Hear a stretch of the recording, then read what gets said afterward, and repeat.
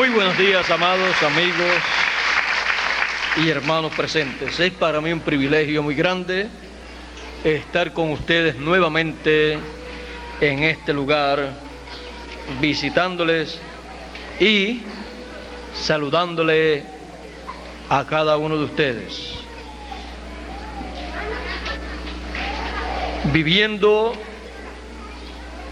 en el tiempo en que estamos, nos enfrentamos a una realidad, a la realidad de lo que somos, a la realidad de lo que es el ser humano en este planeta Tierra. Y viendo la realidad del ser humano en este planeta Tierra, encontramos dos pueblos, judíos y gentiles. Y nosotros, viviendo en medio del pueblo gentil, encontramos nuestra posición en un programa que la raza humana ignora, pero que es dado a conocer en la Escritura. Leyendo acerca de estos dos pueblos, acerca del misterio de estos dos pueblos, dice San Pablo a los Gálatas, en el capítulo 4 y verso 22 en adelante, dice: porque escrito está que Abraham tuvo dos hijos, uno de la sierva, el otro de la libre. Mas el de la sierva nació según la carne, pero el de la libre nació por la promesa, las cuales cosas son dichas por alegoría, porque estas mujeres son los dos pactos, el uno ciertamente del monte Sinaí, el cual engendró para servidumbre, que es Agar. Porque Agar o Sinaí es un monte de Arabia, el cual es conjunto a la que ahora es Jerusalén, la cual sirve con sus hijos. Mas la Jerusalén de arriba es libre, la cual es la madre de todos nosotros. Porque está escrito: alégrate, estéril, que no das a luz. Prorrumpe y clama la que no está de parto, porque más son los hijos de la dejada que de la que tiene marido. Así que, hermanos, nosotros como Isaac somos hijos de la promesa. Empero como entonces el que era engendrado según la carne perseguía al que había nacido según el Espíritu, así también ahora. Mas, ¿qué dice la Escritura? Echa fuera a la sierva y a su hijo, porque no será heredero el hijo de la sierva con el hijo de la libre. De manera, hermanos, que no somos hijos de la sierva, mas de la libre. El misterio de dos pueblos. Pueden tomar asiento si tienen la bondad.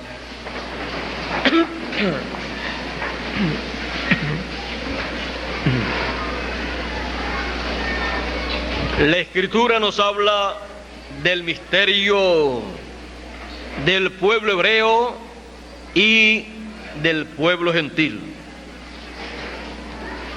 Dios, en medio del pueblo hebreo, se manifestó. Llevó a cabo a través del profeta Moisés una obra en la cual le fue establecida al pueblo hebreo, le fue establecido la ley. La ley le fue establecida al pueblo hebreo por Moisés.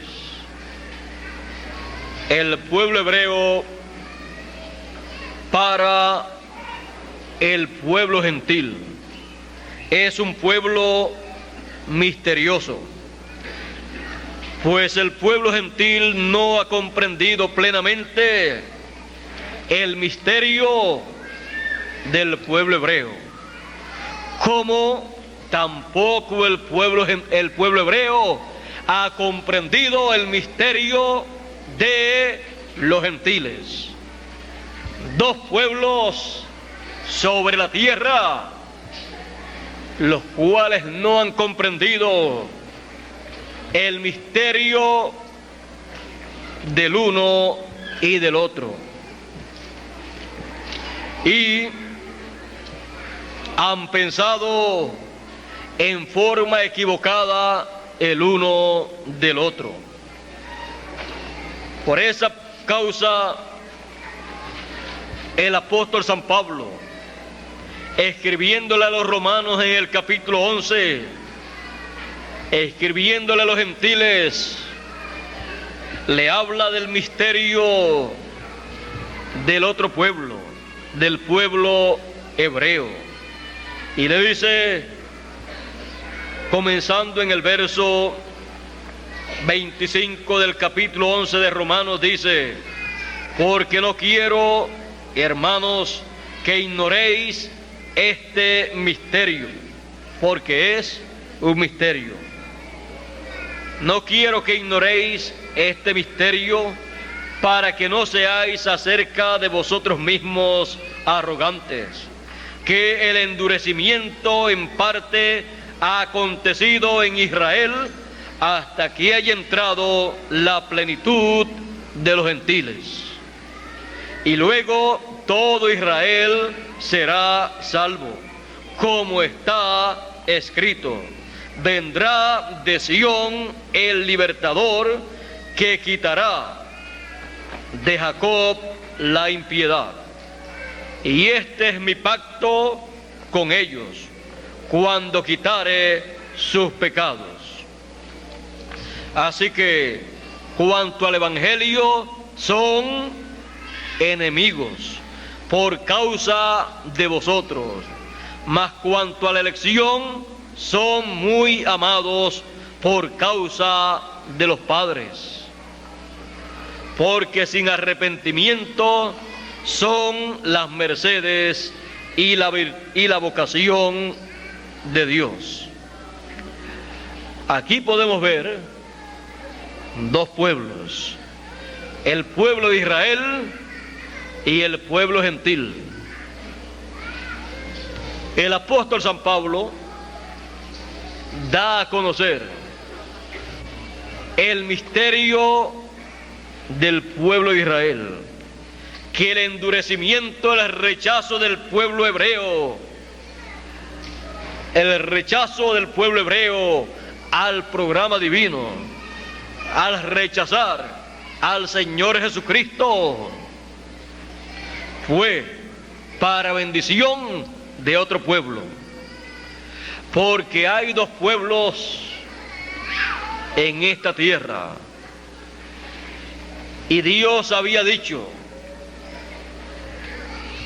al pueblo que yo dije: ustedes no son pueblo mío.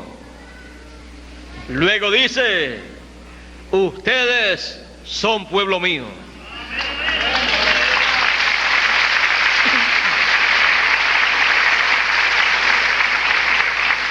Mientras Dios estaba tratando con el pueblo hebreo, el pueblo gentil no estaba como pueblo de Dios.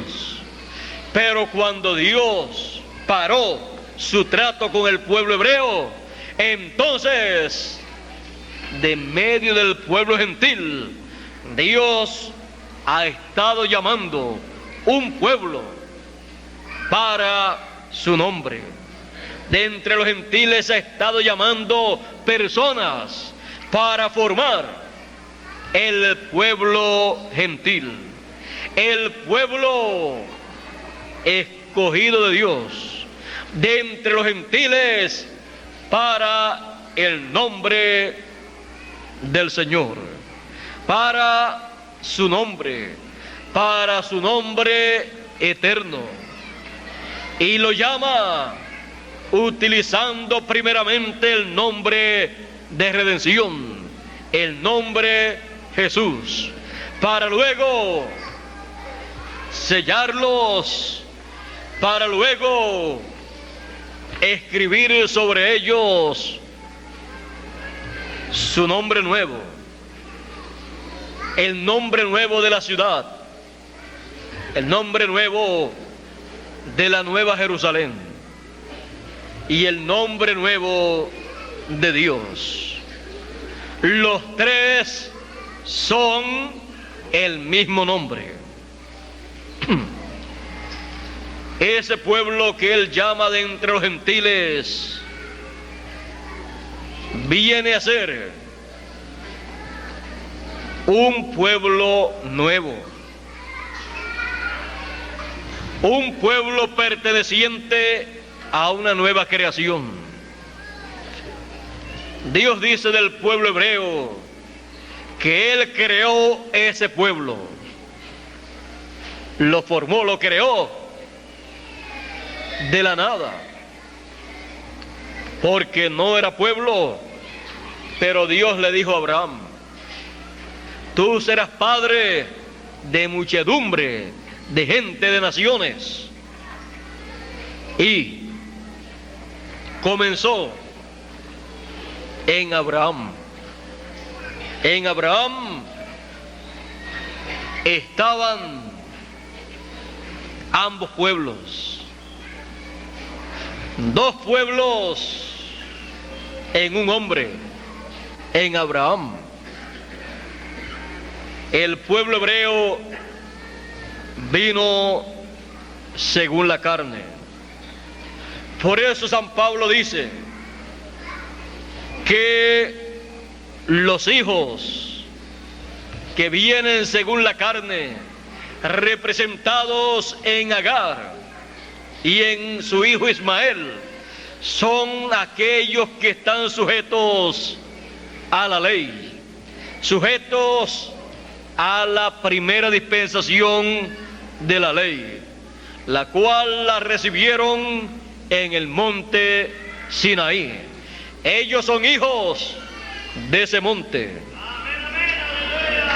y perteneciendo a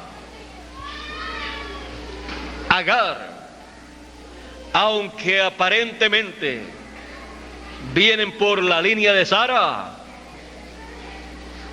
vienen espiritualmente por un pacto en el monte Sinaí, hablando en términos espirituales, y vienen por ese pacto de los mandamientos de la ley del monte Sinaí, el monte de Agar, o monte Sinaí, porque Agar y Sinaí representan lo mismo. Por eso dice San Pablo, hablando a los Gálatas, que era el grupo problemático de aquel tiempo, en todos los tiempos, en el campo religioso, en el campo espiritual, aún la gente, estando en el programa de Dios, estando en el tiempo que corresponde y habiendo recibido el mensaje que corresponde para ese tiempo, a través del mensajero para ese tiempo, aún con todo y eso, han habido problemas, han habido diferencias, han habido personas que han entendido algunas cosas de una forma y otros de otra forma, saliéndose de la forma en que lo entiende el mensajero que Dios le envía para ese tiempo, que es la única forma correcta. San Pablo había establecido a los Gálatas en el mensaje que correspondía para ese tiempo, pero al poco tiempo vino otra persona o otras personas predicando también, y comenzaron a predicarle el mensaje de la ley, un mensaje de una dispensación que ya había pasado, el cual San Pablo lo utilizaba como tipo y figura de un nuevo mensaje, del mensaje de la segunda dispensación, para establecer al pueblo sobre el fundamento correcto para ese tiempo. Pero solamente el mensajero que Dios envía para una edad o una dispensación es el que puede tomar la palabra, puede tomar un mensaje de una dispensación que ya pasó y actualizárselo al pueblo. Lo toma cualquier otra persona, cualquier otro predicador que no es el mensajero para ese tiempo, y comienza a alterar el programa de Dios para ese tiempo. Comienza a malinterpretar el mensaje que corresponde para ese dato dispensación, tratando de aplicar el mensaje de una edad o dispensación pasada en una forma literal, tratando de darle su propia interpretación cuando interpreta alguna cosa. Eso pasó con los Gálatas. Por eso San Pablo dice: ustedes comenzaron bien. ¿Por qué? Porque habían comenzado con San Pablo, el mensajero de la primera edad de la iglesia gentil.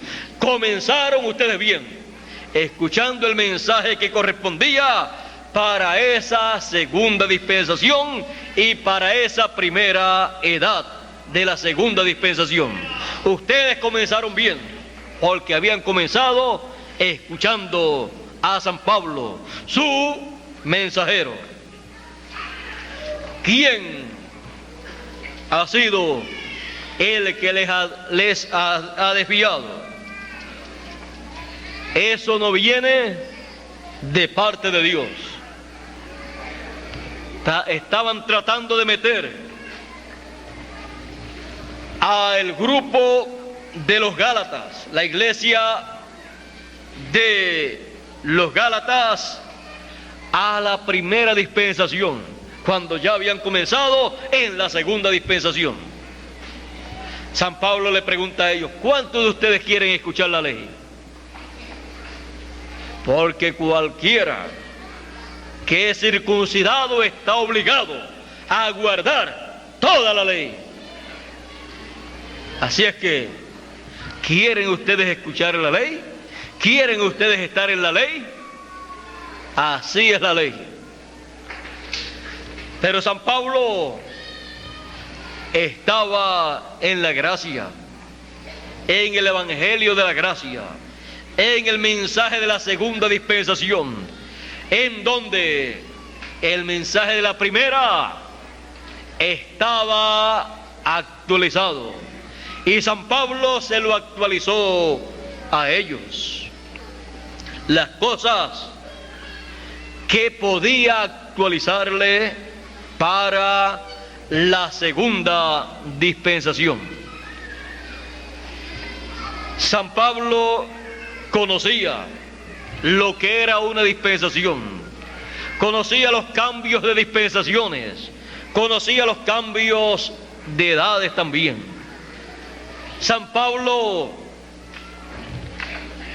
primeramente Saulo, había sido un perseguidor de la segunda dispensación y del mensajero de la segunda dispensación, o sea, del Señor Jesucristo. Pero se encontró con el mensajero de la segunda dispensación en el camino a Damasco cuando perseguía a los creyentes de la segunda dispensación. Cuando se encontró con él, entonces pudo comprender.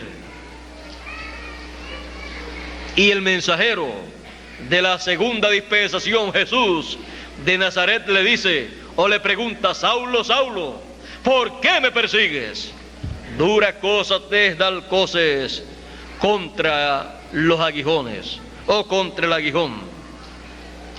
Y comenzó a darle a conocer el propósito de su vida aquí en la tierra. Comenzó a decirle a San Pablo, a Saulo, cuál era el plan divino para él. Le dijo que le había puesto por luz para los gentiles.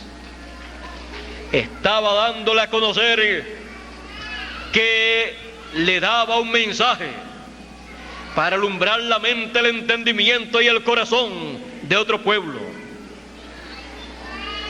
no del pueblo al cual él pertenecía físicamente, no del pueblo en donde él se crió, vivió, se educó, sino de otro pueblo. Un nuevo mensaje, un mensaje para otro pueblo, un mensaje para los gentiles. Por eso fue dicho: eres luz, te he puesto por luz para los gentiles.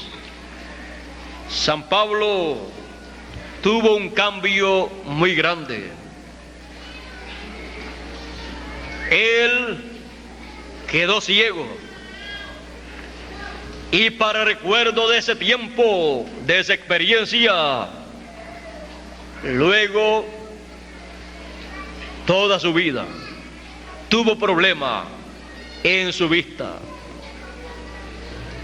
Para tener así constantemente un recuerdo de aquella experiencia. Ahora San Pablo ha tenido un cambio grande.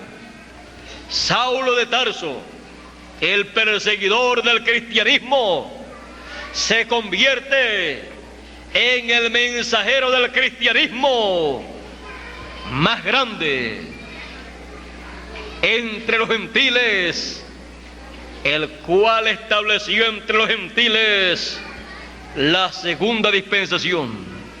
Con el mensaje de la segunda dispensación. Y tenemos en el Nuevo Testamento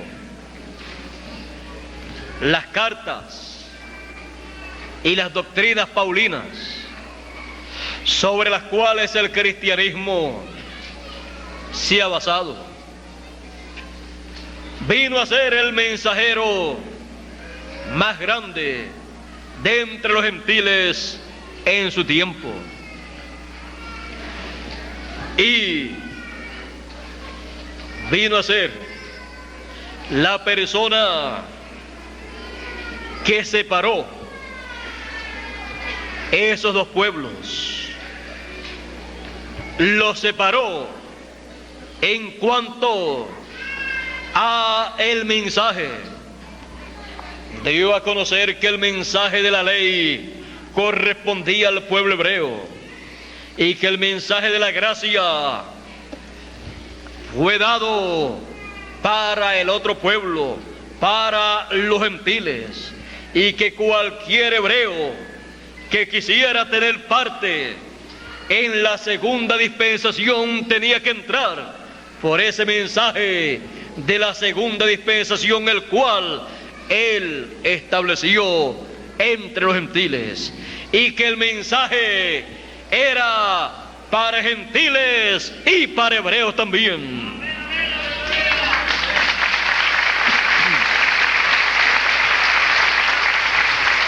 Y que los hebreos que vinieran al mensaje de la segunda dispensación no tenían que guardar el mensaje de la primera dispensación, porque se había llegado a una nueva dispensación con un nuevo mensaje. No se puede mezclar una dispensación con otra. No se puede mezclar un mensaje de una dispensación con un mensaje de otra dispensación. No se puede traer un mensaje de una dispensación pasada a una nueva dispensación para ponerlo a funcionar como si se estuviera en la dispensación anterior. ¿Y para qué sirve un mensaje de una dispensación pasada? Sirve para verse el nuevo mensaje en tipos y figuras del mensaje que ya pasó. Así es que se usa el mensaje de una dispensación que ya pasó. Por eso San Pablo, tomando el mensaje de la dispensación de la ley, traía con esos tipos y figuras las cosas que correspondían a la nueva dispensación. Por eso podía tomar el Cordero del Antiguo Testamento y decir que Jesús de Nazaret era ese Cordero en una nueva dispensación. El primero que comenzó a visualizar claramente, a ver claramente el comienzo de una nueva dispensación, fue Juan el Bautista. Cuando vio a Jesús de Nazaret, él dijo: he aquí el Cordero de Dios que quita el pecado del mundo. Estaba viendo una nueva dispensación con un nuevo Cordero. Estaba actualizando el Cordero del Antiguo Testamento. Lo estaba actualizando con un hombre, Jesús de Nazaret. Pero Juan el Bautista no era un mensajero para una nueva dispensación, pero pudo ver el comienzo de una nueva dispensación y pudo ver cómo las cosas del Antiguo Testamento, de la primera dispensación, se iban materializando, tomando forma en una nueva dispensación con nuevos personajes. Y eso fue algo muy grande para Juan el Bautista. Juan el Bautista vino a ser el mensajero de las edades de la iglesia hebrea, el mensajero mayor, el profeta mayor. Y siendo el profeta mayor, vino a ser el precursor del Mesías, del mensajero dispensacional más grande que había aparecido en medio del pueblo hebreo. Uno como Moisés, porque Moisés fue mensajero dispensacional. Juan el Bautista fue mensajero de una edad. Jesús fue mensajero dispensacional. Tres grandes dispensaciones con tres grandes mensajeros dispensacionales. Los demás son mensajeros de edades, los cuales no pueden establecer, los cuales no pueden traer, comenzar, ni proclamar el mensaje dispensacional y hacer la obra dispensacional que solamente puede hacer un mensajero dispensacional. Una dispensación es 7 veces mayor que una edad. O sea que una dispensación cubre 7 etapas y luego pasa a una 8ª etapa, en la cual se lleva a cabo una obra tan importante que da lugar a algo grande en el programa divino. Cuando se llega a una 8ª etapa, eso da lugar a las grandes promesas mesiánicas establecidas en la Escritura. Y en las grandes promesas mesiánicas está la venida del Hijo del Hombre, está el llamado de los escogidos, está la obra que corresponde a la venida del Hijo del Hombre en favor de los hijos de Dios, está la obra de Cordero de Dios para quitar el pecado del mundo, o de León de la tribu de Judá para reclamar todos los derechos que corresponden a los hijos de Dios, para dar así lugar a una nueva dispensación. Está también la resurrección de los muertos, de la dispensación que ya ha concluido, y la transformación de los vivos de la dispensación que da comienzo.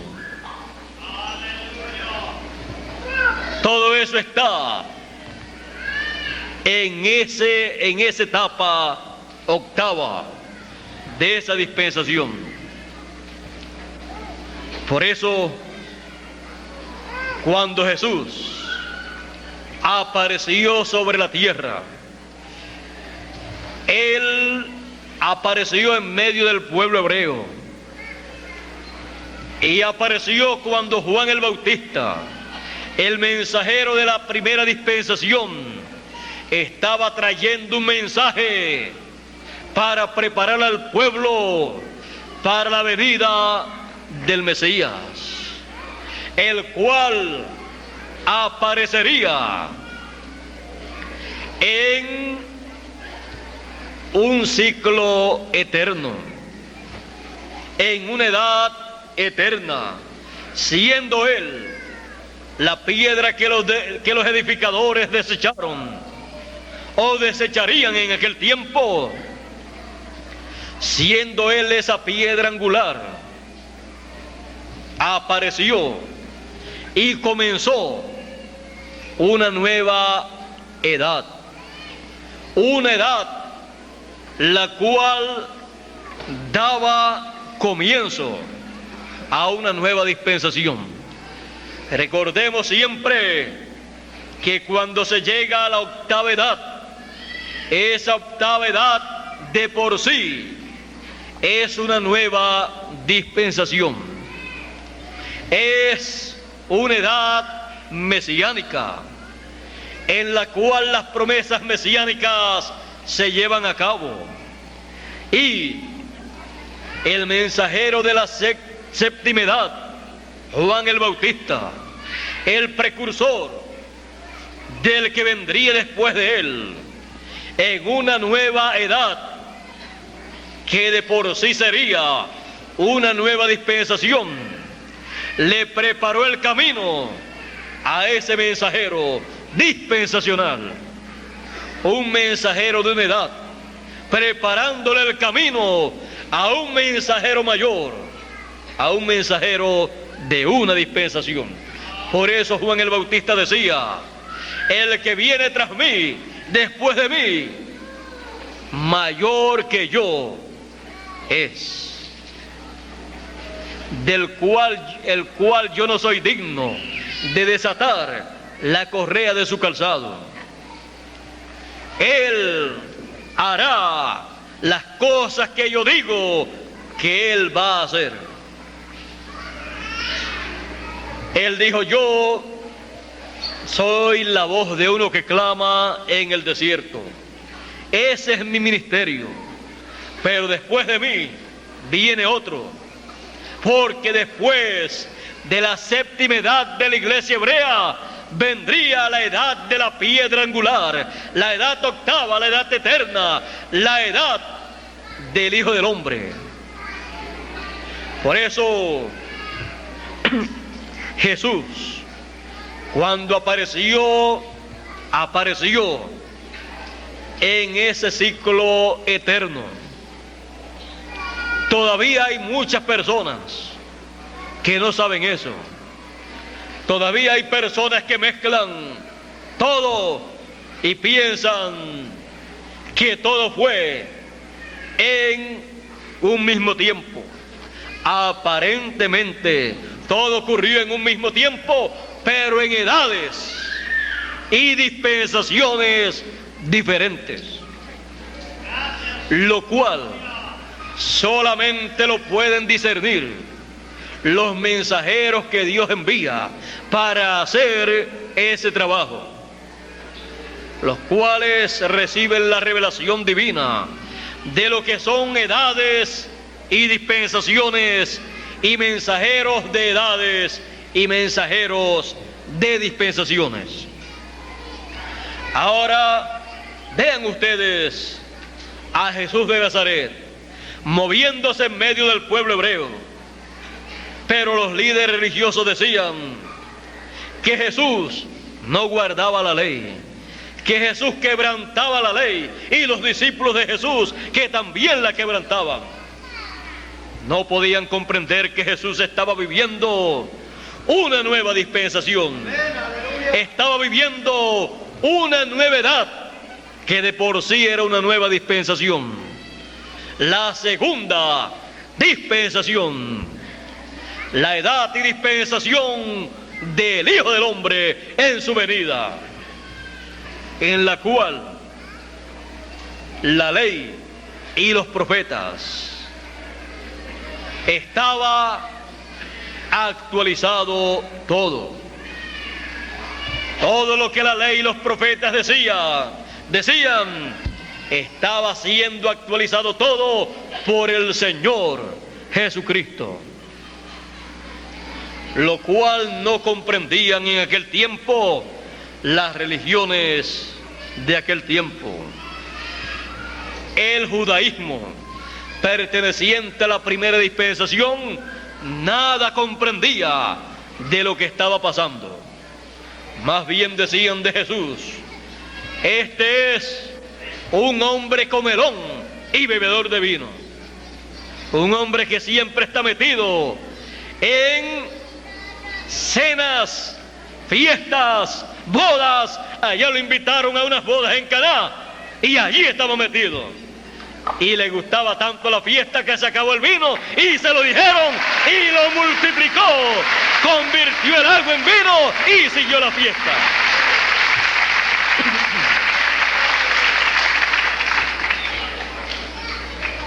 Pero eso se convierte en tipo y figura del vino espiritual, que en el tiempo final se multiplica para que siga la fiesta de las bodas del Cordero.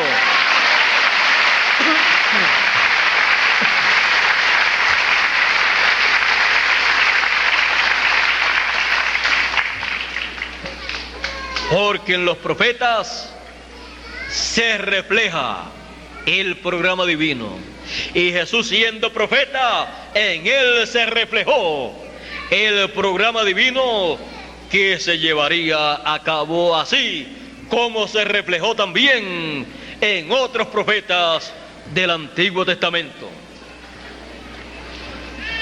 Jesús sabía quién Él era. Él sabía en qué edad y dispensación estaba viviendo. Los demás no lo sabían. Juan el Bautista lo pudo vislumbrar cuando lo vio, pero en 6 meses de ministerio y un poquito retirado de Jesús, porque Juan el Bautista estaba predicando por un lado, y luego Jesús, cuando fue bautizado, comenzó después de su ayuno de 40 días, comenzó su ministerio.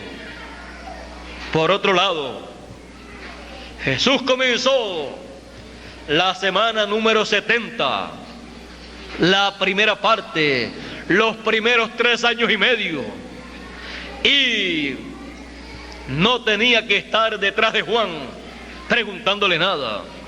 No tenía que estar detrás de Juan dándole cuenta. Juan dijo de él: el que viene después de mí es mayor que yo. Así es que si alguien tenía que dar cuenta, era Juan a Jesús y no Jesús a Juan. Juan lo comprendía. Por eso cuando Jesús entró al agua para que Juan lo bautizara, le decía Juan a Jesús: yo tengo necesidad de ser bautizado por ti y tú vienes a mí para que yo te bautice. No, Jesús le dice: Juan, conviene que cumplamos tú y yo toda la justicia. Así es que yo no te voy a bautizar a ti, tú me vas a bautizar a mí. Y así entonces lo hizo Juan. ¿Quién era el que estaba dando órdenes? Juan quiso darle órdenes a Jesús: tú me vas a bautizar a mí porque tú eres mayor que yo. Jesús le dijo: no, tú a mí me vas a bautizar, para que se cumpla toda justicia. No es asunto de gustos y de colores, sino de cumplir toda justicia conforme a la Escritura. Y entonces Juan, cuando Jesús le aplicó la palabra, entonces Juan lo bautizó. Así es que el menor bautizó al mayor. Así era la forma que tenía que cumplirse. Pero después que lo bautizó, lo vio en otra ocasión y le dijo a los discípulos: he aquí el Cordero de Dios que quita el pecado del mundo. Este es aquel del cual yo hablaba. Viene uno detrás de mí, después de mí, del cual yo no soy digno de desatar la correa de su calzado. Y cuando los discípulos, Juan, escuchó esto y otro de sus discípulos, entonces dijeron dentro de sí: ¿y qué hacemos entonces con Juan? ¿Qué vamos a hacer entonces siguiendo a Juan si hay uno mayor que Juan? ¿Qué vamos a hacer siguiendo a Juan y su mensaje si ya Juan y el mensaje de Juan nos mostró uno mayor que vendría y nos dijo: este es el hombre? No nos vamos a quedar aquí estancados. Y se fueron detrás de Jesús. Jesús, cuando los ve, les dice a ellos: ¿qué quieren ustedes? El Hijo del Hombre no tiene ni dónde recostar su cabeza. Así es que no vengan detrás del Hijo del Hombre buscando ni dinero, ni comodidades, ni nada de esta tierra, porque no tiene ni dónde recostar su cabeza. Las aves tienen nidos y las zorras tienen cuevas, pero el Hijo del Hombre está sin un centavo. No tiene ni dónde recostar su cabeza. Estaba como Jacob, que cuando salió huyendo no tenía ni dónde recostar su cabeza y tuvo que buscar una almohada. Y cuando la encontró, era una roca, una piedra. Pero ahí recostó su cabeza. El Hijo del Hombre no tenía una almohada, no tenía una cama donde dormir. Había dejado la casa de José y María, porque había llegado el momento de comenzar la etapa de los 3 años y medio de la semana número 70 de la profecía de Daniel. Y cuando llegó a ese momento, se olvidó de todo lo demás. Comenzó sin nada. Pero era el Hijo del Hombre, era el Mesías, el ungido, era el Cristo. No importaba su condición económica, no importaba su apariencia, sino la realidad bíblica que en él estaba cumpliéndose. Jesús sabía quién él era. Juan el Bautista lo conoció, porque el que lo envió a bautizar le dijo a él: sobre el cual tú veas el Espíritu Santo descendiendo en forma de paloma sobre él, ese es él. Ese es al cual tú le estás preparando el camino. Ese es el Mesías, el Cristo, el que viene después de ti. Juan el Bautista se sintió muy feliz cuando vio a Juan y a su hermano, que fueron siguiendo a Jesús. Así comenzó Jesús su ministerio. Ahora Jesús comenzó también a llamar a sus discípulos, a escoger a sus discípulos. A uno les decía: ven tú y sígueme. Y les dijo a sus discípulos: venid en pos de mí. A aquellos pescadores sencillos, humildes, que no tenían grados de teología, no tenían nada, y el Hijo del Hombre nada tenía tampoco, solo lo que estaba prometido para ese tiempo. Pero no tenía educación teológica de los seminarios y de las universidades de aquel tiempo. Y le dice a aquellos pescadores: venid en pos de mí y yo os haré pescadores, pero de hombres. Yo les voy a actualizar vuestro trabajo.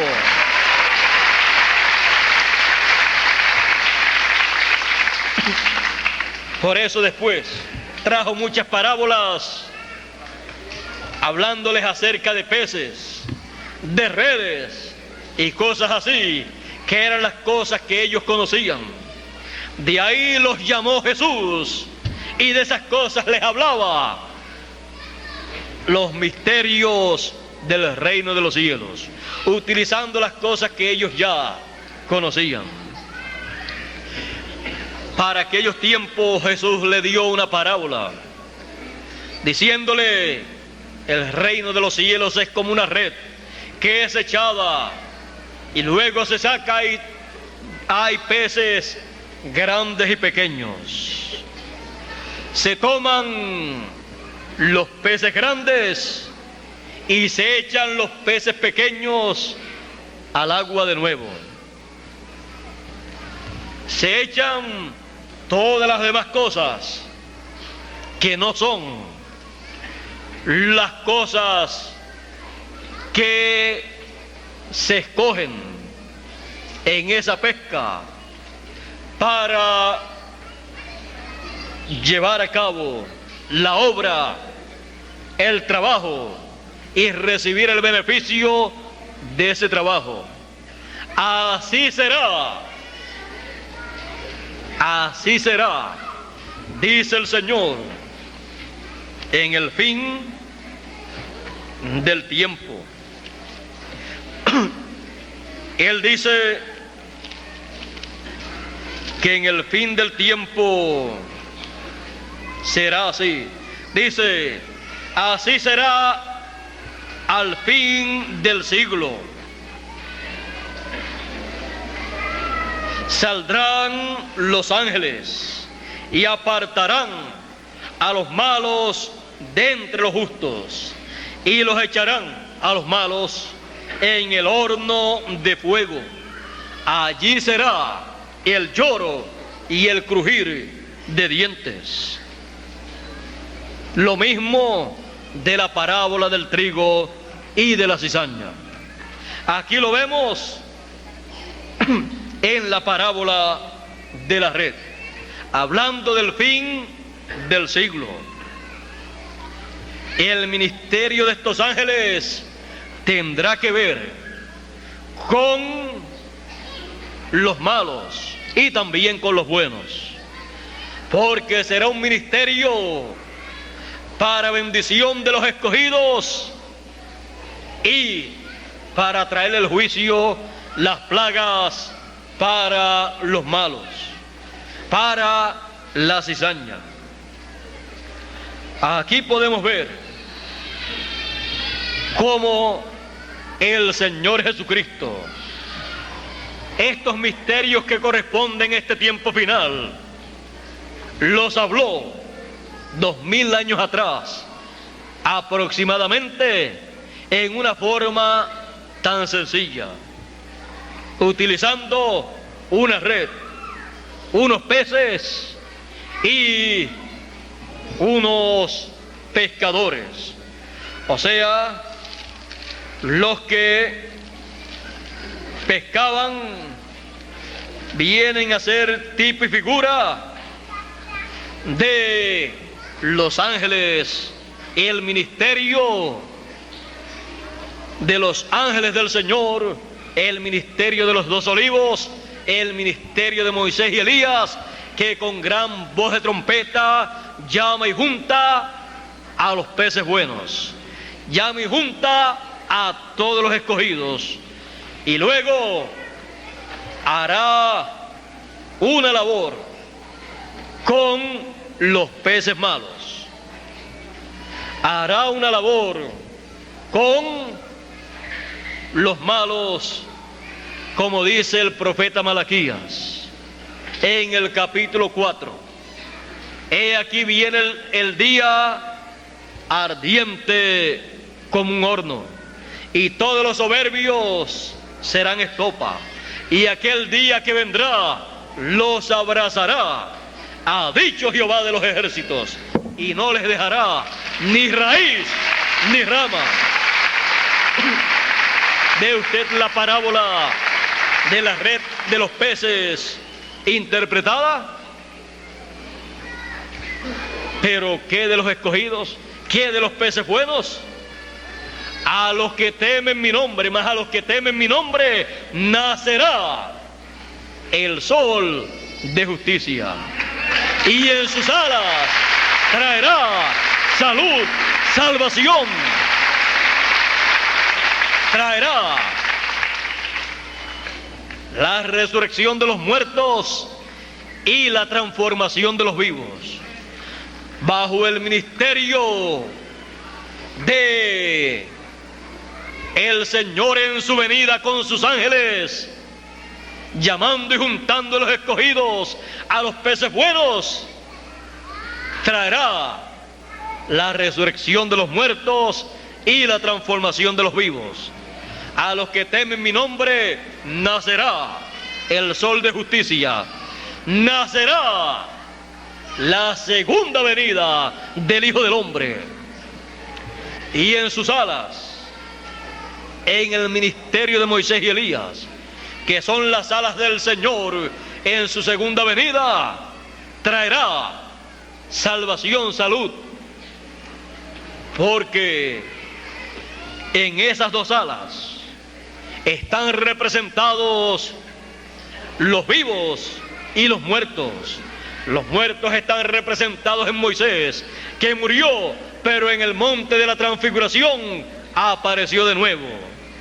Y en Elías, están representados los vivos, que serán transformados sin ver muerte, porque Elías no vio muerte, sino que fue raptado, arrebatado en un carro de fuego sin ver muerte.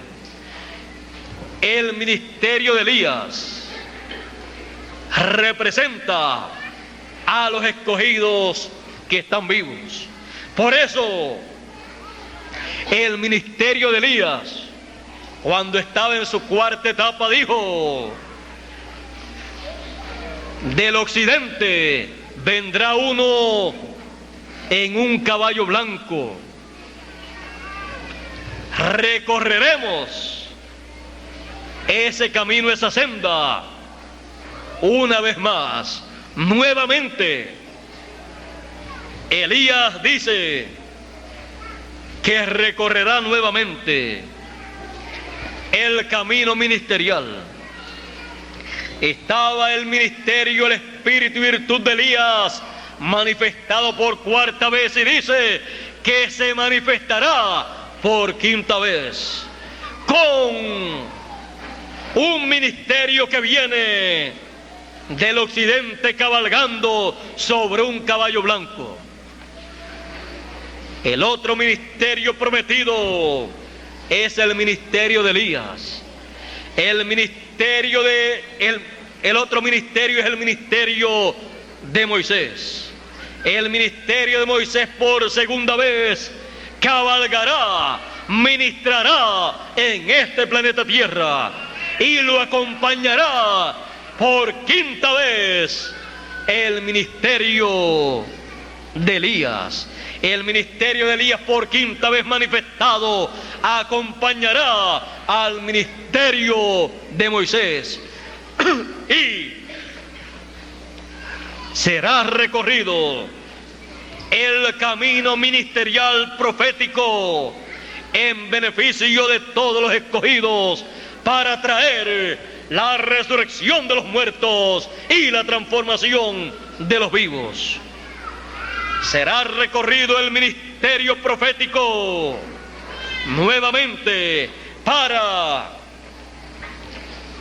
de la red sacar los peces buenos, los peces que serán los escogidos, y para echar fuera los peces malos, representando así a los escogidos, los hijos de Dios, los peces buenos, y los peces malos a los hijos del mundo.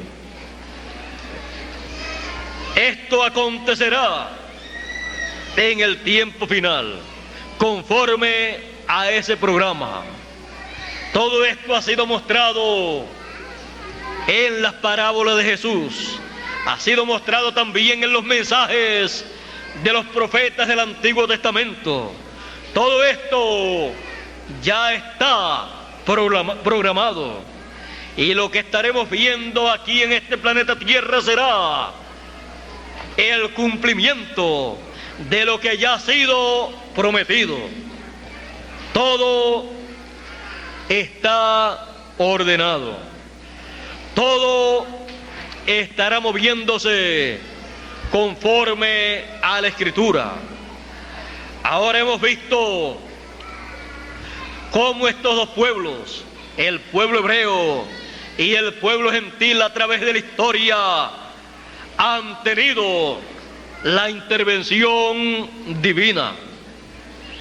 El pueblo hebreo aún tiene la promesa de la intervención divina en y para un lapso de tiempo de 3 años y medio, en la última parte de la semana número 70 de la profecía de Daniel, lo cual ellos están esperando, aunque no saben qué será esos últimos 3 años y medio de esa semana número 70. Ellos piensan que será la semana completa, pero ya la mitad de la semana se le cumplió a ellos y se les pasó, porque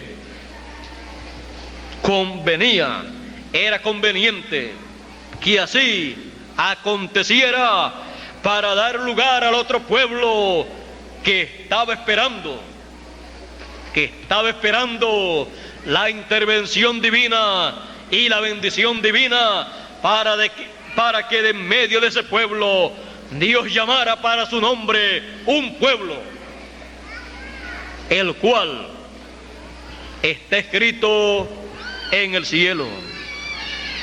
Ese pueblo es sacado de entre los gentiles. Y así como en la ocasión en que Jacob bendijo a los dos hijos de José, y cuando estaban frente a él, el mayor frente a su mano derecha y el menor frente a su mano izquierda, Jacob cruzó sus manos y cayó la mano derecha sobre el menor y la izquierda sobre el mayor. El mayor representando al pueblo hebreo y el menor representando a los gentiles. La bendición del primogénito, de la primogenitura, cayó sobre el menor. Jacob dijo: yo sé que lo estoy haciendo mal, aparentemente. Yo sé que la bendición de la primogenitura corresponde al mayor, y yo estoy colocando mi mano derecha para dar la bendición de la primogenitura sobre el menor. Lo estoy haciendo mal, aparentemente. Pero aún lo que un profeta aparentemente hace mal, en el programa divino, si es algo que tiene que ver con el programa divino, lo está haciendo muy bien para dar lugar a que Dios haga lo que Él tiene planeado. José le dijo: papá, este es el mayor y este es el menor. Tu mano tiene que estar sobre el mayor, la mano derecha, y tu izquierda sobre el menor. Su hijo quería corregirle a su padre. Los dos eran profetas, pero al que le tocaba echar la bendición era a el padre de José y no a José. Si José la llega a echar, echa la bendición sobre el mayor. Pero José pensaba: ya papá está muy ancianito, ya está por morir, y como antes de morir hay que echar la bendición sobre los hijos, papá, como ya está en esa edad, ya pues no, quizás no se le olvidan las cosas y yo lo voy a ayudar. Y como que un profeta como que no puede ayudar a otro profeta. Cada uno tiene que hacer su parte en la forma en que Dios quiera que la haga. Y el uno no puede corregir ni llamarle la atención al otro. Cada uno tiene su parte en el programa divino. José quería corregir a su padre, que era profeta también, pero no fue permitido. Jacob dijo: Dios ha cruzado mis manos, así es que déjalas quietecitas ahí, porque la bendición viene en esta forma.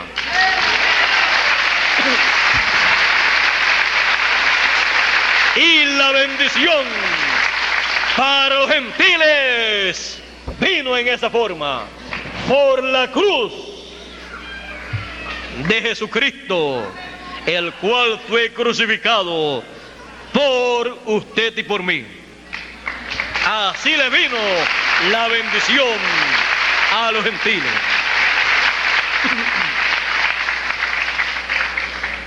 Ahora pueden ver que el mayor, que tenía los derechos a la primogenitura, a la bendición principal, no la recibió, y la recibió el menor. Y la bendición del menor le fue dada al mayor. Eso viene desde tiempo atrás. La bendición del mayor pasando al menor. ¿Recuerdan ustedes el caso de Jacob? Vino a hacer lo mismo que él logró que ocurriera con él. Como con él aconteció así, él recibió la bendición del mayor. Ahora en esta ocasión, cuando va a bendecir a los hijos de José, le echa también la bendición mayor al menor. Jacob, desde el vientre de su madre, luchó por la bendición de la primogenitura. En el vientre de su madre estaba su hermano Esaú, y allá en el vientre de su madre tenían una lucha, una pelea. Y la pelea, la lucha era por la primogenitura. No crean que era por otra cosa. En la lucha, uno tenía que nacer primero y el otro después. Iba a nacer primero el que estuviera en la posición correcta para nacer primero, y el otro nacería después. Ahora recordemos que Jacob es un hombre positivo, que no se da por vencido, aunque la primera batalla la pierda. Perder una batalla no es perder una guerra.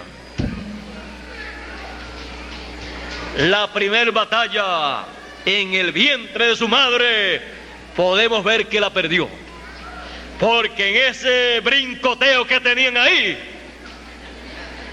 su hermano cayó en la posición de nacer primero y él quedó a lo último.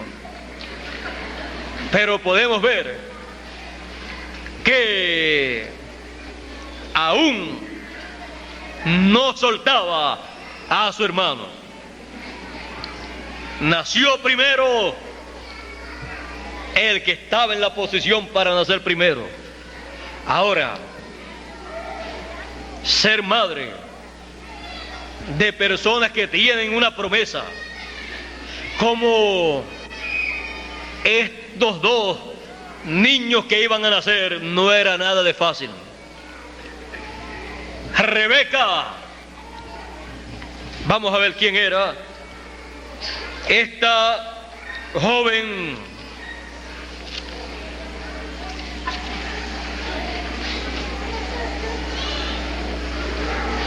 Rebeca tenía una batalla dentro de ella. Ella no lo comprendía. Estaba ella muy preocupada por lo que estaba aconteciendo dentro de ella. Ella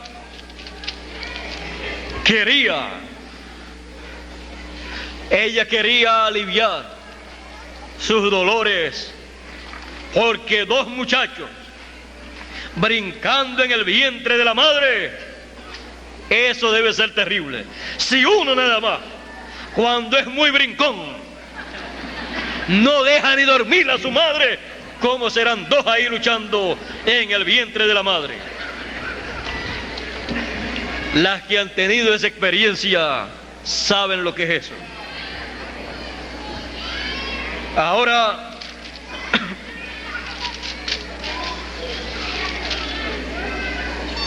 veamos aquí. Dice en Génesis 25, verso 21 en adelante, verso 20 en adelante dice: y era Isaac de 40 años cuando tomó por mujer a Rebeca. Era Rebeca, hija de Betuel, arameo de Padán Aram, hermana de Labán, arameo. Y oró Isaac a Jehová por su mujer, que era estéril. Y aceptólo Jehová, y concibió Rebeca su mujer.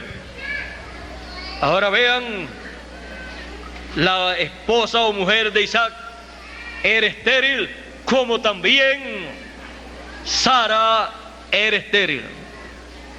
Bueno, si Isaac nació de una mujer estéril y Dios le abrió la matriz, ahora se tropieza con que su esposa es estéril también. Y oró a Dios como Abraham oró a Dios. Y Dios escuchó su oración y concibió Rebeca, y los hijos se combatían dentro de ella. Y dijo: si es así, después que quería un niño, ahora cuando tiene dos, como que en ella se le estaba cumpliendo algo ahí. Ahora tiene dos niños, quería uno y ahora tiene dos. Y después que quería tener niños, ahora dice: si es así, o sea, si esto es así, ¿para qué vivo yo? Y fue a consultar a Jehová. Y respondióle Jehová: dos gentes hay en tu seno, y dos pueblos serán divididos desde tus entrañas. Y un pueblo será más fuerte que el otro pueblo, y el mayor servirá al menor. Ya desde el vientre de su madre, ya estaba todo por Dios preparado. Por eso dice la Escritura que Jacob, de Jacob y Esaú, que Dios dijo, aún sin hacer ni bien ni mal, porque no habían nacido, aunque estaban peleando dentro del vientre, pero era una pelea, una lucha por nacer primero. Dice Dios: a Jacob amé y a Esaú aborrecí. Dios sabe por qué habla en esa forma. Ahora dice: el mayor servirá al menor. Y dice que hay dentro de ella, de Rebeca, dos pueblos ahí luchando. Dos pueblos representados en dos criaturas que estaban en el vientre de Rebeca. Y como se cumplieron sus días para dar a luz, he aquí mellizos en su vientre.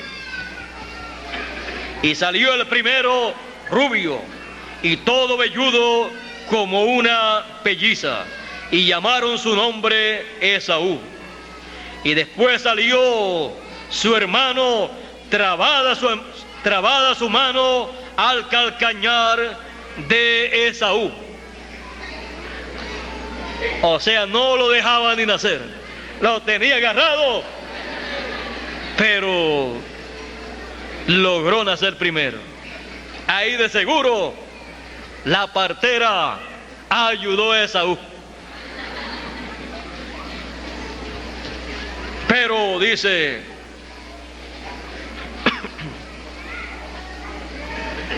y fue llamado su nombre, y después salió su hermano, trabada su mano al calcañar de Esaú, y fue llamado su nombre Jacob.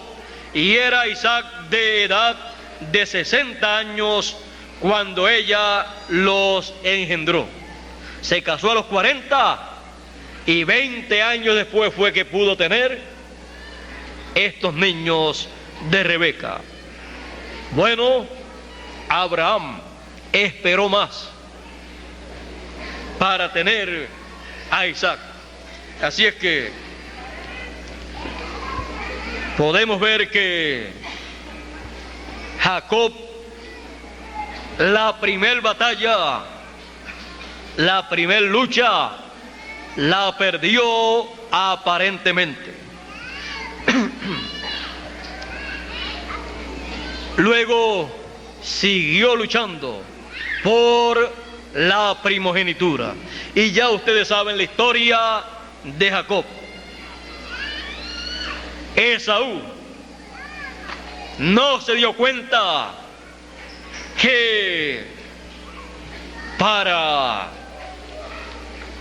ese muchacho luchar con él y obtener la primogenitura, no se dio cuenta que el nombre que llevaba le ayudaba. Le ayudaba ese nombre para hacer todas las cosas que tenía que hacer y lograr éxito en lo que se proponía. Negoció con Esaú, le compró la primogenitura por comida y después luchó para que su padre le echara la bendición del primogénito y lo logró también. Negoció con su suegro y también ganó. Su suegro creía que le iba a ganar todas las luchas, pero Jacob era Jacob.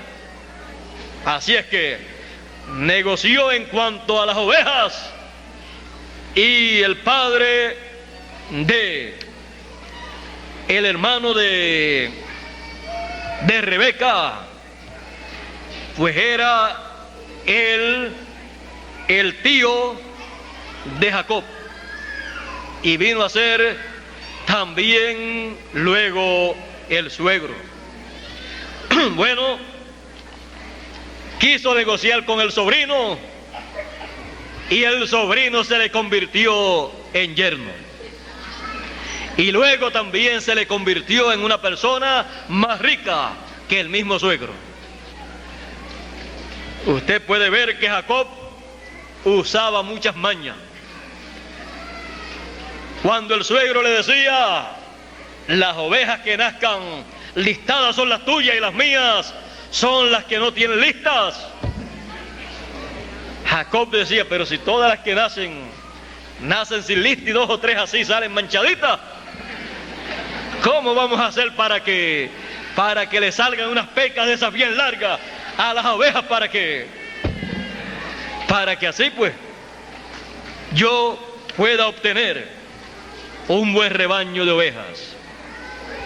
Bueno, allá se las inventó con unas varas de álamo, las colocó en las aguas donde iban a tomar agua las ovejas, y cuando estaban tomando agua, las que estaban con ya criaturas dentro, ya tenían sus ovejitas dentro, y ya pues dentro de poco tiempo iban a parir.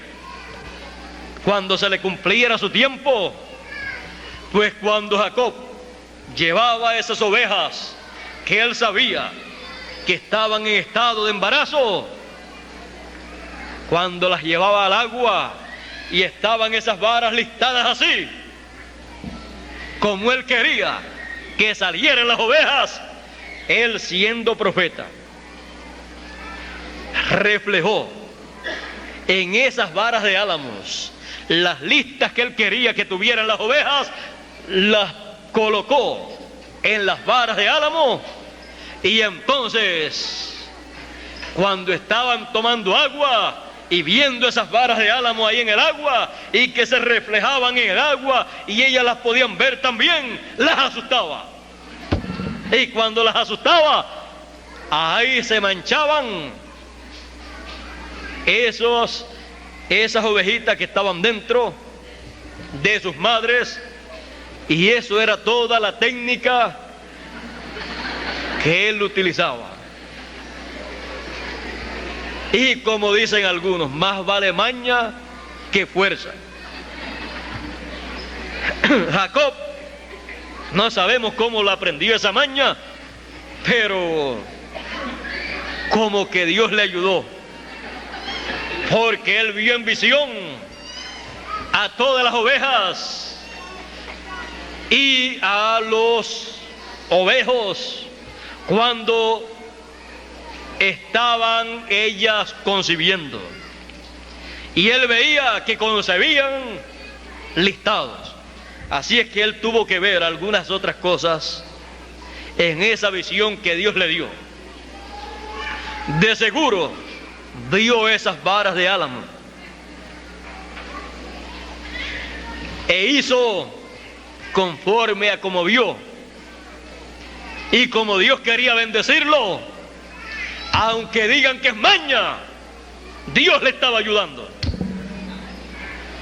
Así es que era algo de la sexta dimensión que él utilizaba y lo colocaba acá en cosas de esta dimensión para que se materializara. Él sabía cómo hacerlo.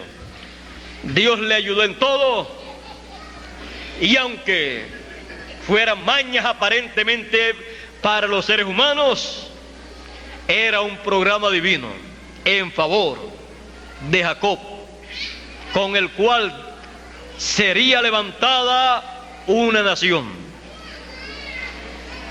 Jacob tenía la primogenitura. Jacob tenía la bendición de Dios. Y una cosa muy buena que una persona debe saber, y que cuando la sabe se llena de regocijo, es la que Dios dice: a Jacob amé. Saber que Dios ama a uno es saber que todas las bendiciones que Él tiene son de uno, que todo lo que Dios está llevando a cabo es en favor de esas personas que Él ama.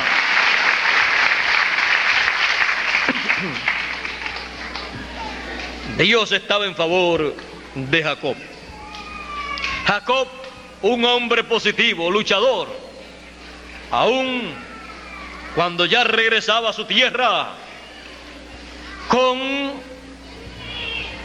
sus 12 hijos, uno lo llevaba que nadie lo veía, lo llevaba en el vientre de Raquel, porque ese tenía que nacer en la tierra de la promesa, en la tierra prometida, el último de los hijos de Jacob, Benjamín, porque el Benjamín es el último. El Benjamín tenía que nacer en la tierra prometida, el único. Los demás nacieron en otros lugares, en tierra de los gentiles. Ahora vean ustedes el pueblo hebreo. El pueblo hebreo, el 90 y pico % nació entre los gentiles. O sea, 11 de ellos nacieron entre los gentiles. Y uno, Benjamín, en la tierra prometida, cerca de Belén. Con el nacimiento de Benjamín murió su madre. Fue un parto difícil. Muchas personas piensan que una madre que vaya a tener un hijo que tenga un propósito grande en el programa divino, todo le va a ir muy bien. Pero vemos que no es así. Vimos a Rebeca con 2 muchachos luchando en su vientre. Tuvo 9 meses bien difíciles. Una mala barriga tan y tan grande, tan y tan fuerte, que ella ni quería vivir. Y aquí Raquel, trayendo a su último hijo, muere dando a luz a su hijo. Ella le puso un nombre y su padre le puso otro. Su padre le puso Benjamín y su madre le puso por nombre Benoni. Así es que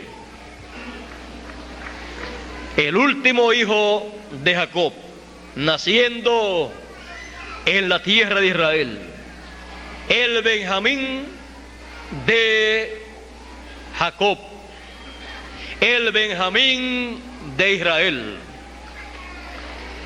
porque él sería el que recibiría la doble porción de su hermano José. Tenemos el Israel terrenal y la Jerusalén terrenal, y tenemos el Israel celestial, la Jerusalén celestial. De el Israel y la Jerusalén celestial saldrá el Benjamín que tendrá la doble porción para traer al pueblo gentil y al pueblo hebreo la bendición prometida para el tiempo final. Será el Benjamín el último que él enviará. Será por el cual José se dará a conocer a sus hermanos. José se dio a conocer a sus hermanos cuando vio al Benjamín, a su hermano, y nuestro José, el Señor, se dará a conocer en su segunda venida a Israel cuando vea a el Benjamín prometido que estará en la tierra, al cual José, como José allá le dio la doble porción en aquella cena, nuestro José le dará la doble porción ministerial en la gran cena del Cordero. Le dará esa doble porción ministerial y se dará a conocer a 144,000 hebreos de las 12 tribus de Israel.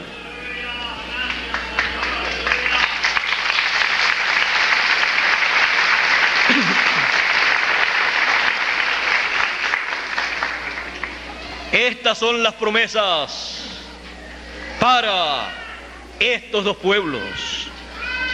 Estos 2 pueblos tienen una promesa, la cual se entrelaza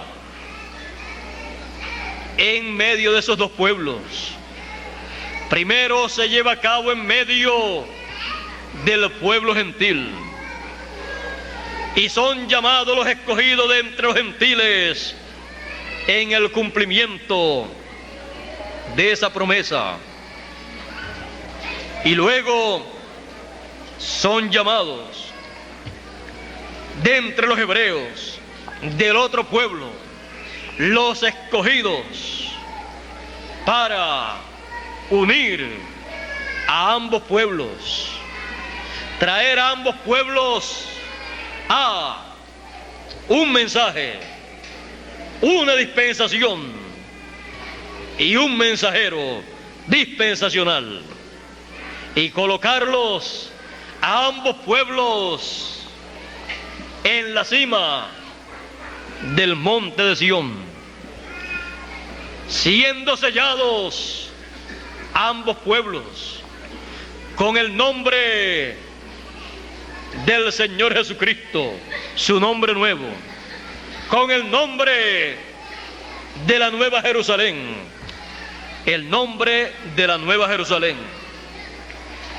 y con el nombre eterno de Dios, pues ambos pueblos tienen la misma promesa.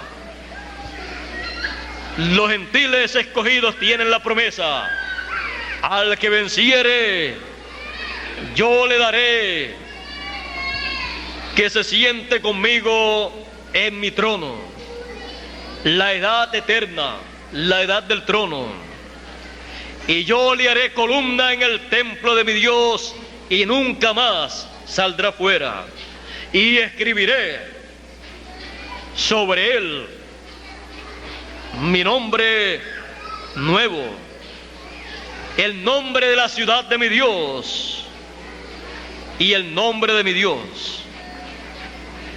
Y los escogidos de entre el pueblo hebreo tienen la promesa de tener escrito en sus frentes el nombre del Cordero y el nombre del Padre. Dos pueblos que en el tiempo final se entrelazan el uno con el otro en la promesa del fin del tiempo, y reciben el conocimiento del programa divino que Él está llevando a cabo en este tiempo, y así entonces comprenden lo que aconteció en el pasado a través de la historia de estos dos pueblos. El endurecimiento en parte ha sido hasta que entre la plenitud de los gentiles, hasta que entren los escogidos de entre los gentiles, y luego todo Israel, 144,000 serán salvos, porque vendrá de Sión el libertador.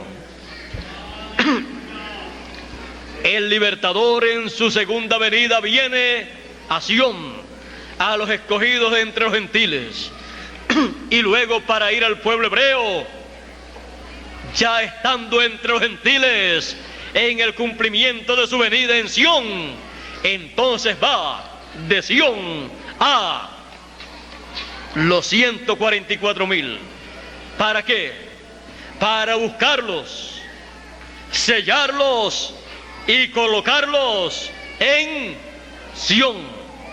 Por eso dice: y vi sobre el monte de Sión al Cordero con 144,000 que tenían su nombre, el nombre del Cordero y el nombre de su Padre, porque es en el monte de Sión la edad eterna, la edad de la piedra angular, la etapa octava, la tercera dispensación.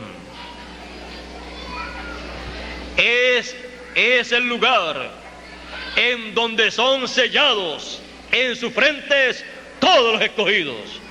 Ese es el lugar en donde son llamados y recogidos, juntados todos los escogidos. Y lo hace un mensajero dispensacional, que aparece con gran voz de trompeta, con el doble ministerio, con la doble porción ministerial del ministerio profético final, con el ministerio profético del Benjamín, de los profetas con la doble porción ministerial, llamando con gran voz de trompeta a todos los escogidos y colocándolos sobre el monte de Sión, sobre la última etapa, la etapa eterna de el cuerpo místico del Señor. Y en Apocalipsis capítulo 7 es conocido ese ángel mensajero. Capítulo 7 y verso 2 en adelante dice: y vi a otro ángel que subía del nacimiento del sol. Aquí está identificado el lugar, el área de donde sube en su ministerio este ángel mensajero, en donde se levanta con ese ministerio ese ángel mensajero, de donde nace el sol. A los que temen mi nombre nacerá el sol de justicia, de donde cumple Dios la segunda venida del Hijo del Hombre. Como el sol de justicia, de ahí se levanta ese ángel mensajero con ese ministerio para ir al pueblo hebreo. Dice: teniendo el sello del Dios vivo. Nadie más tendrá el sello del Dios vivo, solamente el ángel mensajero que sube de donde nace el sol, de donde cumple el Señor su segunda venida. De ahí se levanta ese ángel mensajero en su ministerio final, en el último ministerio de Dios, con el sello del Dios vivo. Ninguna persona puede ser sellado con el sello del Dios vivo, a menos que no sea por ese ángel y bajo ese ministerio y bajo el llamado de ese ángel mensajero, escuchando y recibiendo de todo corazón su mensaje.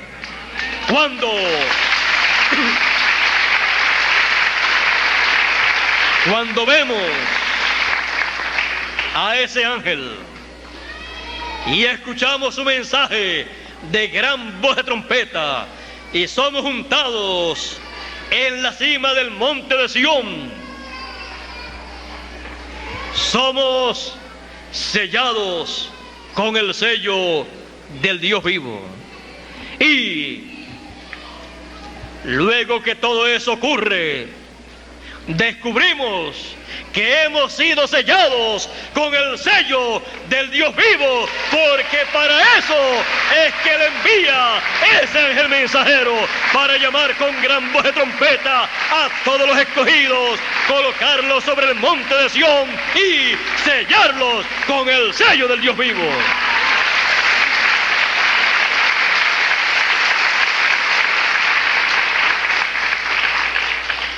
Y se encuentran entonces en pie delante del Hijo del Hombre en su venida en el monte de Sión, siendo testigos del gran acontecimiento profético de la venida del Hijo del Hombre con sus ángeles, llamando con gran voz de trompeta a sus escogidos y sellándolos en sus frentes.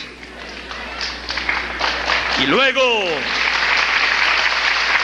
queda el pueblo hebreo, 144,000, que serán llamados, recogidos en la cima del monte de Sión, la edad de la piedra angular. Porque ¿para qué otro lugar los vamos a llevar?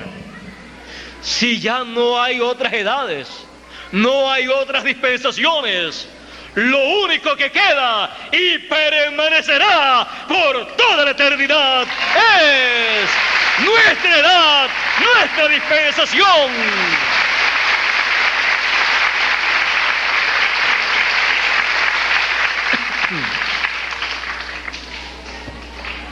nos vamos a traer para nuestra edad, para nuestra dispensación, 144,000 hebreos, 12,000 de cada tribu, a su tiempo.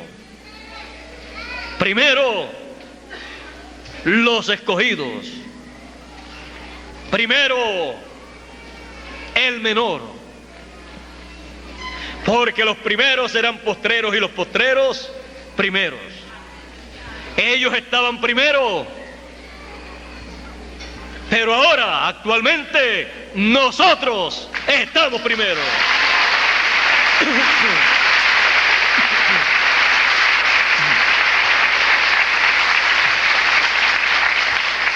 Porque la bendición cayó sobre el menor, sobre el último. Y la bendición que nos ha tocado,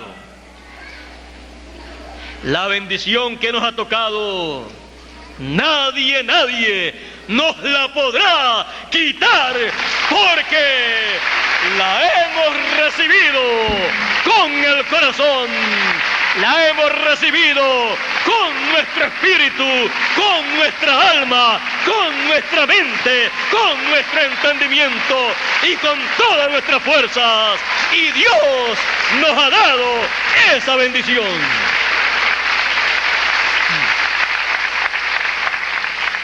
Lo único que podemos hacer es decirle: vengan ustedes también para que reciban la bendición que Dios tiene para este tiempo final.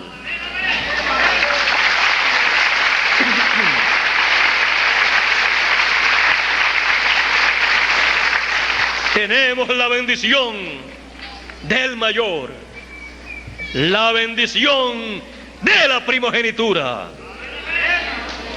lo más grande, la bendición más grande que un ser humano y que un pueblo puede tener. Con esa bendición de la primogenitura, todo es nuestro, herederos de Dios y coherederos con Cristo Jesús, Señor nuestro.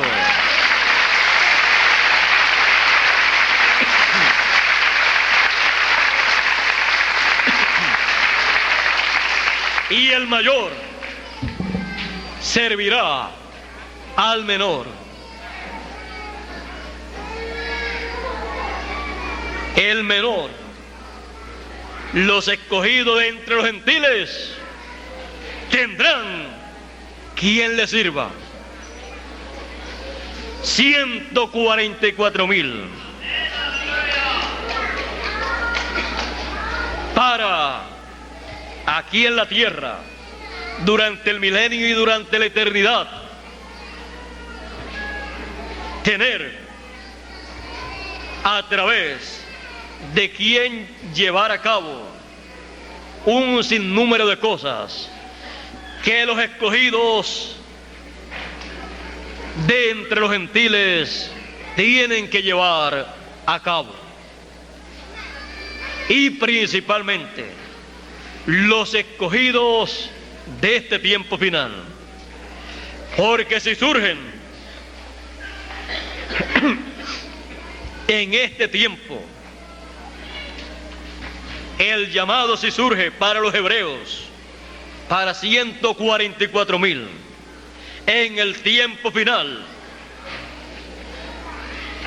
a los escogidos de entre los gentiles del tiempo final, será a los que más le tendrán que servir, los siervos que estarán sirviéndole a los escogidos que son el menor, pero con la bendición del mayor, con la bendición de la primogenitura. Así es que a los escogidos del tiempo final le servirán 144,000, 12,000 de cada tribu de los hijos de Israel, porque ellos recibirán la bendición de manos de los escogidos del tiempo final. Los escogidos del principio en las edades de la iglesia gentil, en la primera edad quisieron compartir la bendición con Israel, pero Israel no pudo comprender. Los de la segunda edad también, los de la tercera también, todos quisieron compartir la bendición divina con el pueblo hebreo, pero ellos no la recibían y no era el tiempo para eso tampoco. Aún el séptimo mensajero quiso compartir la bendición de la edad séptima y no le fue permitido.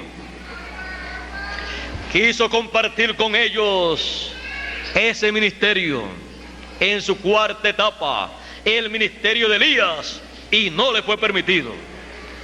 ¿A dónde los hubiera llevado? A la séptima edad de la iglesia gentil. Y ellos están diseñados para llegar a una edad eterna. Están diseñados para llegar a la cima del monte de Sión, a la edad eterna de la piedra angular. Solamente habrá un mensajero con esa doble porción ministerial de Elías por quinta vez y de Moisés por segunda vez, con un mensaje eterno, con un mensaje dispensacional que podrá llamarlos y ellos responder a ese llamado de Dios en el tiempo final y ellos ser sellados con el sello del Dios vivo. Que esperen un poquito. Esperen un poquito hasta que se concluya una labor que se está llevando a cabo en el otro pueblo, en el pueblo gentil, de donde Dios en este tiempo final llama a sus últimos escogidos de entre los gentiles, tomando así de entre los gentiles los últimos escogidos para formar el pueblo de Dios, el pueblo celestial, con una ciudadanía del cielo, pertenecientes a la Jerusalén celestial. Porque el pueblo que él llama de entre los gentiles para su nombre, teniendo la bendición del primogénito, pertenece al cielo, aunque viva en esta tierra. Es de una ciudad celestial. Por eso recibe un mensaje celestial y un mensajero celestial. Y cuando decimos un mensajero celestial, nos referimos a un hombre con un mensaje del cielo, con un mensaje de una ciudad celestial, no un mensaje terrenal.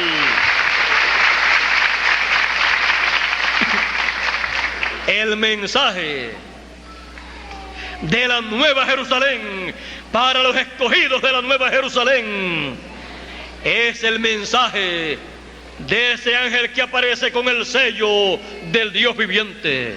Es la trompeta final, el mensaje de gran voz de trompeta.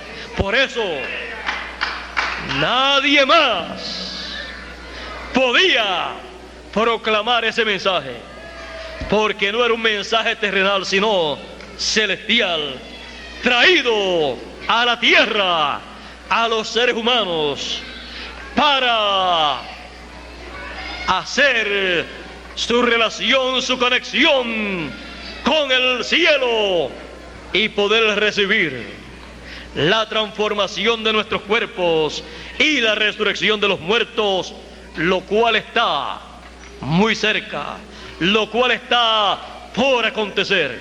Todavía no ha acontecido, pero acontecerá conforme a la promesa divina. Somos los hijos de la promesa y recibiremos todas las promesas divinas que corresponden a este tiempo, comenzando por la venida del Hijo del Hombre con sus ángeles, por el ángel que sube del nacimiento del sol con el sello del Dios vivo, continuando con el sello del Dios viviente, siendo colocado en nuestras frentes, nuestras mentes, lo cual recibimos con el mensaje que es traído en este tiempo final. Así son sellados todos los escogidos en este tiempo final, los escogidos de ambos pueblos. Ahí tenemos el misterio de dos pueblos, el misterio de los hebreos y el misterio de los judíos, el misterio del pueblo de Israel y el misterio del pueblo gentil. Un misterio que en otros tiempos no era conocido cabalmente. Había muchas conjeturas, pero a medida que la luz va aclarándose todo el panorama de estos dos pueblos, y este misterio va dejando de ser un misterio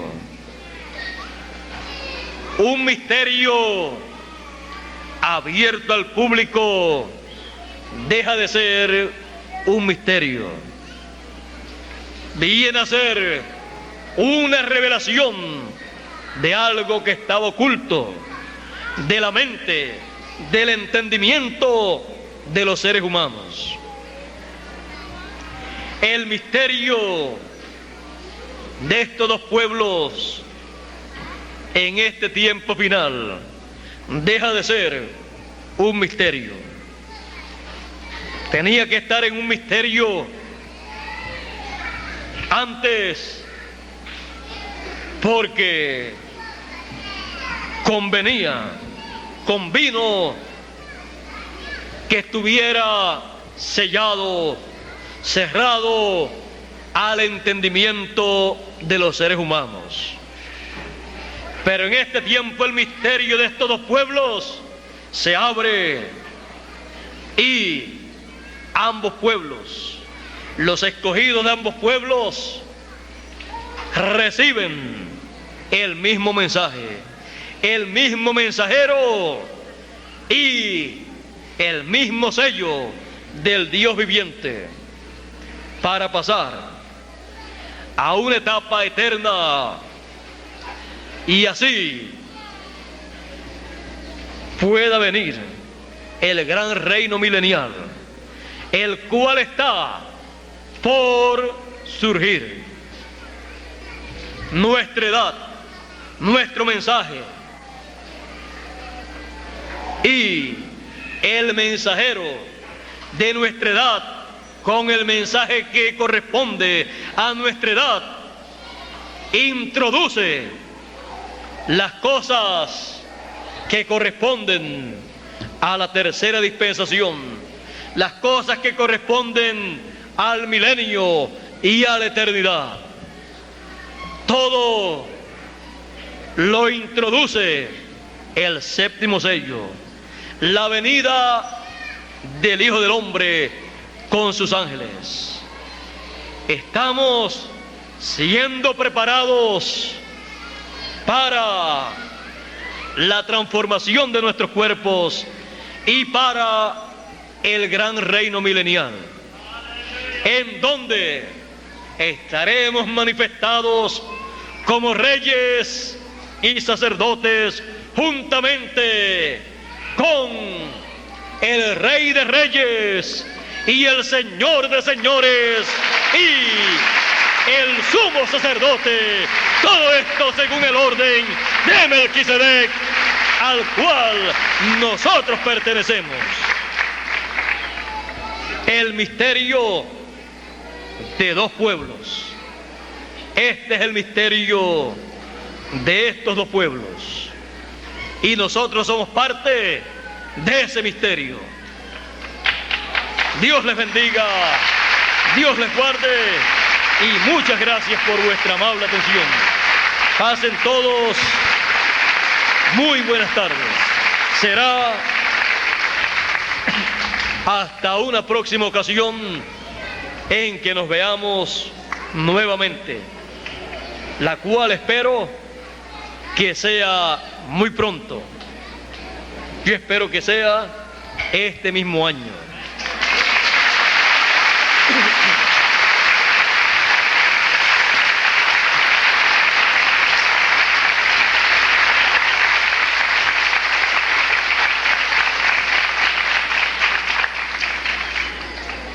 Ya sea que estemos en estos cuerpos o en cuerpos ya transformados.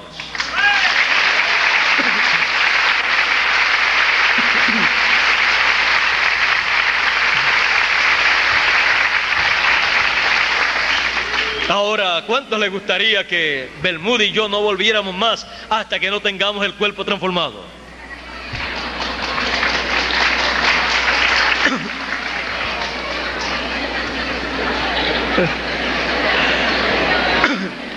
Como que casi todos supieron lo que yo les dije. Porque si no querían vernos de nuevo, vernos más hasta que no tuviéramos el cuerpo transformado, pues no teníamos que volver para acá hasta la transformación. Pero parece que vamos a tener que volver de nuevo, aunque sea en estos cuerpos mortales y corruptibles. Así es que nos vemos muy pronto nuevamente aquí en Monterrey. Bueno, con ustedes, nuestro hermano y nuestro amigo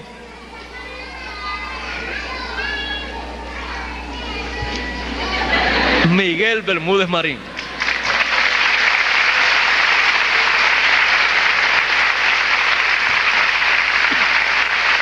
Dios les bendiga y Dios les guarde.